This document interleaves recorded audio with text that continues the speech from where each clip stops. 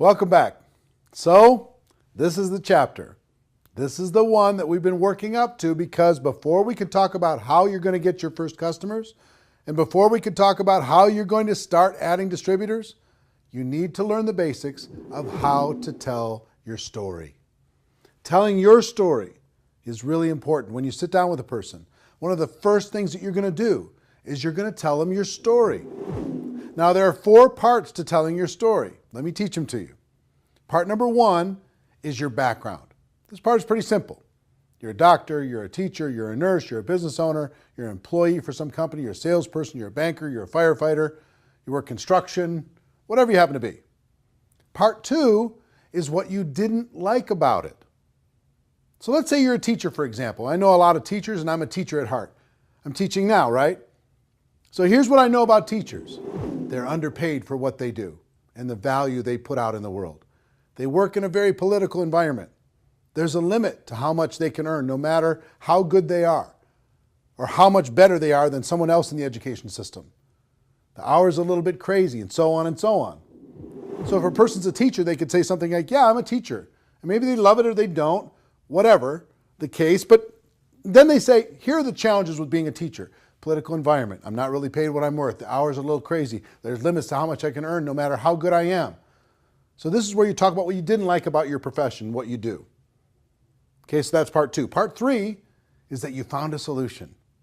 Now maybe it's in the form of the product or maybe it's in the form of the opportunity, but you found a solution to what you didn't like through the opportunity that you're sitting down and sharing with the other person. 4 is how you feel about the future. Here's what I didn't like, here's the solution that I found, and here's how I feel about the future.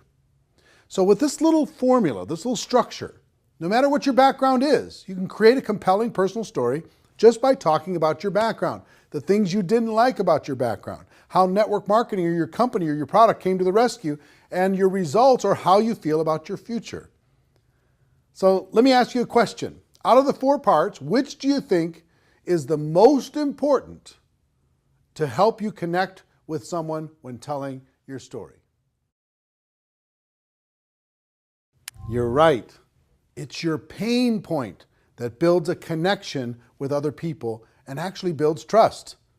If you don't talk about your pain, nobody cares about the solution and how you feel about the future at all. So if you focus on your background and what you didn't like about it, everyone wants to help you. Everyone wants to support you. It's interesting to me that most people in network marketing, their family doesn't even know their story. They don't know the first part. They don't know the pain. They just come in and try to be cool, tell them about their product or the opportunity. I'm telling you not to do that. Put the emphasis on what you didn't like, your background and what you didn't like. If you're willing to share your pain and be vulnerable, people want to help you. People want to lean forward and listen. They'll want to engage. They'll want to hear more. They'll want to be part of what you're doing potentially. You can go to your friends and family and tell them your story. You know my background is this, but what you might not know is here's how I felt. I felt this, and I felt this, and this. And then I found a solution. It might not be for you, doesn't matter. But here's how I feel now. I really feel great about my future, and I just wanted you to know about it. So work on your story and tell it to your family.